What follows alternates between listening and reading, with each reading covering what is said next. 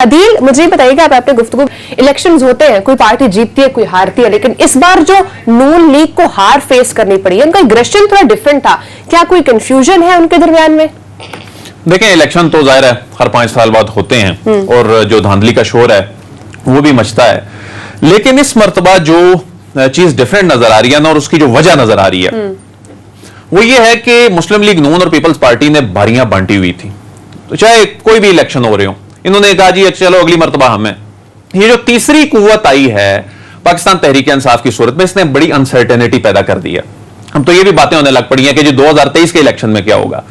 तो इस अनसर्टेनिटी की वजह से जो रिएक्शन है, इसका इल्जाम ये इदारों पे लगा के इदारों को अंडर प्रेशर लाना चाहते हैं कि जिस तरह माजी में हम पर दस्ते शफकत आपने रखा हुआ था, इस मर्तबा भी रखे, लेकिन अब चीजें बदल चुकी हैं, अब डायनामिक्स बदल चुके हैं, अब ये सोशल मीडिया आ गया, मीडिया के मामलात जो हैं ये बदल चुके हैं। अब इसमें खुद कंपीट करना है।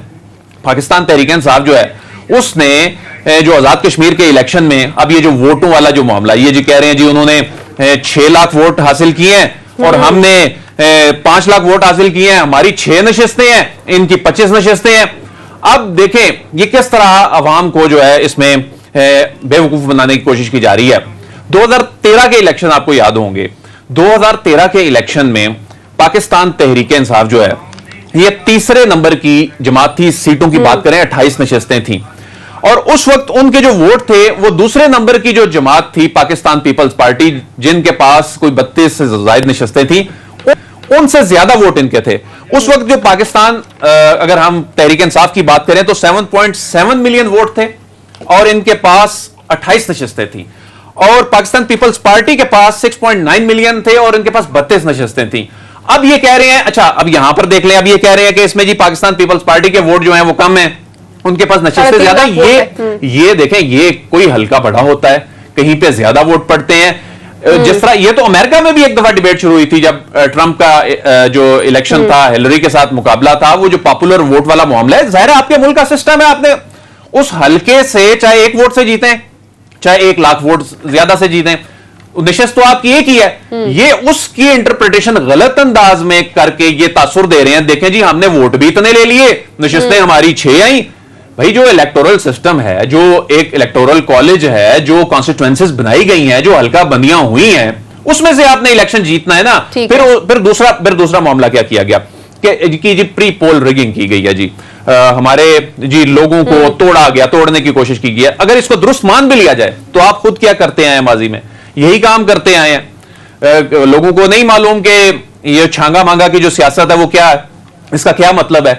उसके बाद फिर जो आप इल्जामात ये लगा रहे हैं कि जो बैलेट पेपर जो हैं वो जंगल से मिले हैं, वो बैलेट पेपर जो हैं आप सब सफे पर किसी प्रिंटिंग प्रेस से करवा के मोहर लगा के, आप ये तो नहीं कि आप जाके ट्रिब्यूनल में दें, बात खत्म हो जाएगी। आप इदारों के खिलाफ आपने ये जो मुहिम चला दी है, बल्कि ईसा नकवी साहब से मारिया मैं ये पूछना भी चाहूंगा कि ईसा नकवी साहब, जब इस तरह एक प्राइम मिनिस्टर आजाद कश्मीर का इस अंदाज में बात करेगा और अपनी सियासत के लिए पाकिस्तान के इदारों पर वो इस अंदाज में इल्जामात लगाएगा, और साथ बैठे हुए साबिक वजीर आजम शाहिद हाकान अब्बासी भी इस अंदाज में बात करेंगे, तो ये इंडिया और दूसरे ममालिक जो पाकिस्तान दुश्मन ममालिक हैं वो इसको किस तरह पोर्ट्रे कर रहे हैं, किस तरह परसीव कैसे कर रहे हैं ईसा नकवी साहब?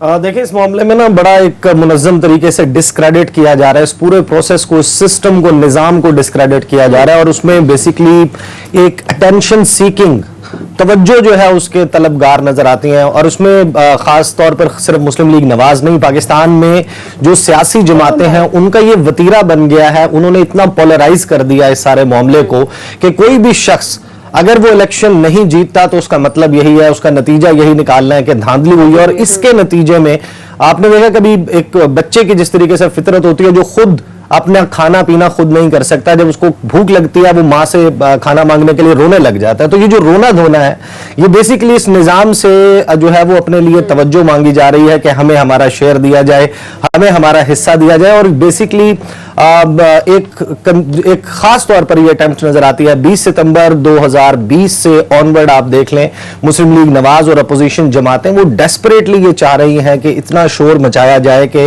हमारे साथ बैठकर गुफ्तो शुनीद की जाए, हमें पॉलिटिकल स्पेस मिले।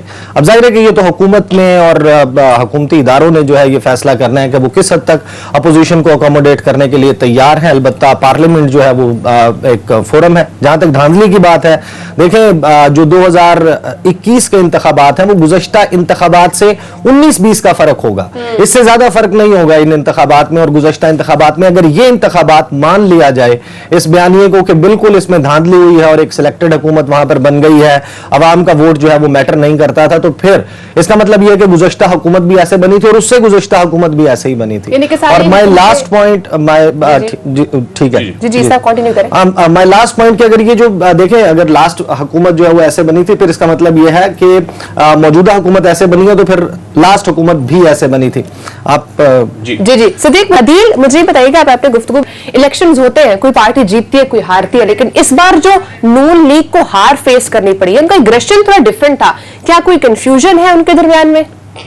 देखें, इलेक्शन तो जाहिर है हर 5 साल बाद होते हैं और जो धांधली का शोर है वो भी मचता है, लेकिन इस मर्तबा जो चीज डिफरेंट नजर आ रही है ना, और उसकी जो वजह नजर आ रही है वो ये है कि मुस्लिम लीग नून और पीपल्स पार्टी ने बारियां बांटी हुई थी।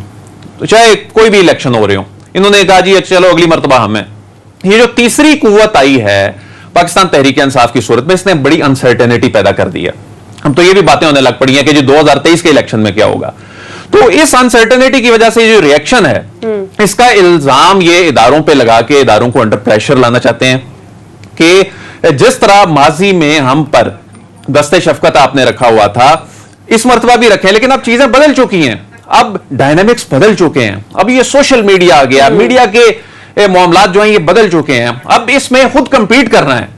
पाकिस्तान तहरीक इंसाफ जो है उसने जो आजाद कश्मीर के इलेक्शन में, अब ये जो वोटों वाला जो मामला, ये जी कह रहे हैं जी उन्होंने 6 लाख वोट हासिल किए हैं और हमने 5 लाख वोट हासिल किए हैं, हमारी 6 नशिस्तें हैं, इनकी 25 नशिस्तें हैं। अब देखें ये किस तरह अवाम को जो है इसमें बेवकूफ बनाने की कोशिश की जा रही है।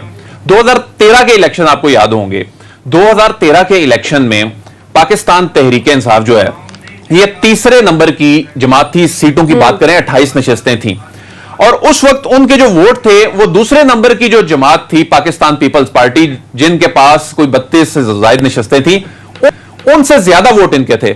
उस वक्त जो पाकिस्तान अगर हम तहरीक इंसाफ की बात करें तो 7.7 मिलियन वोट थे और इनके पास 28 नशिस्तें थी, और पाकिस्तान पीपल्स पार्टी के पास 6.9 मिलियन थे और इनके पास 32 नशिस्तें थी।